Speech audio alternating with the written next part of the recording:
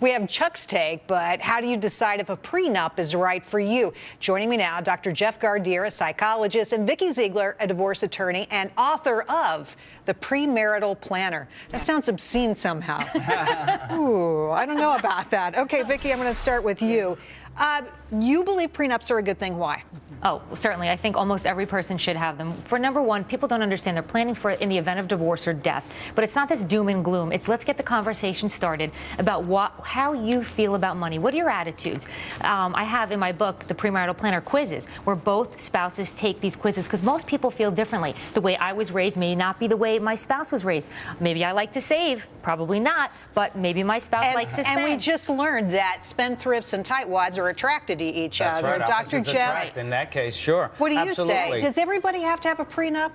Look, a lot of folks turn to me because they know, because of my connection working with relationships, that perhaps the prenup might be the wet blanket on the fire here. I say that prenups are actually healthy for a relationship because they help define what are the parameters. Right. And it's not just about if it comes to a divorce. Right. It's also about making them comfortable as to what is happening with the marriage and being able to concentrate on the romance, knowing that that other stuff is taken care of. I got to give both of you a little pushback here because Let's do it. Of We course. love it. I'm not a big fan. Okay. And what I do agree with you, though, is people need to talk about money. Right. It's a financial... And their attitudes towards Right money. from the But I don't beginning. have to have an attorney in the room to do that, I don't Right. think. And you necessarily don't. Unless you're dating an attorney, then you have a problem. Then you got a major problem. Then you better lawyer up. But this is financial planning. This is about discussing your future. And you know what? You don't want somebody in a robe telling you who's going to get your assets. Why not decide in advance when things are good and happy?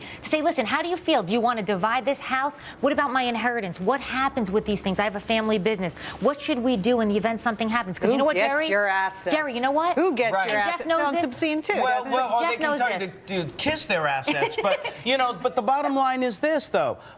You don't want to have to worry about those things. Right. That's the important thing. So you can concentrate again on the love, on the marriage. But doesn't just bringing an attorney into the room, doesn't that just tell your soon-to-be spouse that there's a lack of trust there? Well, don't really trust you. I'm bringing in somebody from the outside to oversee this. It's a negotiation now. Right. It's not a conversation between the two of you. The parties can negotiate. The parties can do it and say, listen, I'll go to my lawyer and solidify exactly and memorialize what we agreed to. And every state has a different statute, whether it's the prenup statute or something else, and you need to have separate and independent counsel because you have to know what you're waiving. But they're also doing it while they're rational. They're doing it while they're happy. And not they're hating doing each it other. before they're hating one another. I think Vikki has seen how bad it can get. I've seen how bad Coke it can cans come flying. I mean, we have it all. I've seen how bad it can get where people who are very, very much in love because of misunderstandings over money. Chuck had it right. Yep. Misunderstandings over money and so on. It leads to a divorce,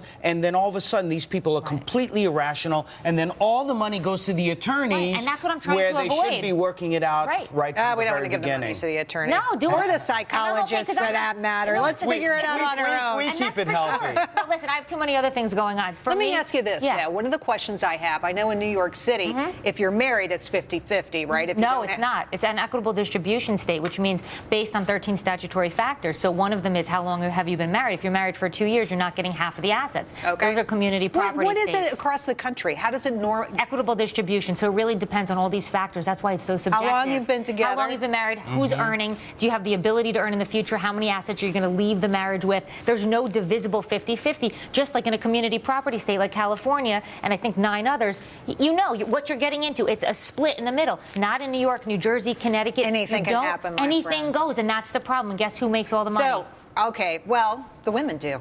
And lawyers. And lawyers. And experts. And lawyers. And that's why we talk about the whole idea of divorce mediation. Divorce mediation helps you work out those issues before it gets to the point of being nasty. Well, but I you think can you guys avoid are all taking of that me with way the down the prenup. road to divorce by bringing all this stuff up. No, not at all. Let me ask you this, Prenups Jeff. can be very healthy. It's a healthy Let's discussion. talk about this. Yes. Katie Holmes, Tom Cruise, they have a prenup, right?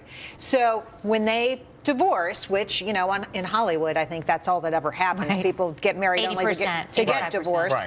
Right. She gets I think something like $33,000 a month or something like that. Anyway, his $250 million fortune is protected. Yes. That's and right. this is the way it goes, But right? remember, we had child support issues. So That's child true. support can never be contained in a prenuptial agreement. So that you're always going to have to either negotiate outside the courtroom or inside a courtroom. But remember one thing, at the end of the day, we're not here to set people up for failure. I want people to walk down the aisle and be happy, but I want them to be prepared financially and emotionally, and that's Jeff's part as well. Well, The let me ask emotional- Jeff a question. but with let me that ask you a prenup- question yes. now, which I think is important, Yeah. what I've been trying to get to through this whole segment, which is if you have a prenup, doesn't it become a self-fulfilling prophecy that you're going to get a divorce?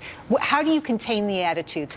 Because inevitably, one person is going to think, I need a prenup, Right. and the other person is going to think, no, you don't. I think it's the attitude that you have when you go into it, that it is a healthy thing, that it protects both partners, and that's not something that you have to worry about, especially if some of the things in the relationship begin to go a little bit south. You don't have to start scheming about getting an attorney. Instead, you spend the time and you try to keep that marriage alive because everything has been set in place before. All the contracts already there, so you don't have to I'm get not into that convinced negative yet, guys. mindset. You did a great job explaining We need more it. time, Jerry. We would need another hour to do it. We You do. guys were both great, though. Thank Vikki, you. Dr. Jeff, thanks for coming Thank back. you. Pleasure. Great time having both of you on. Thank you. Now we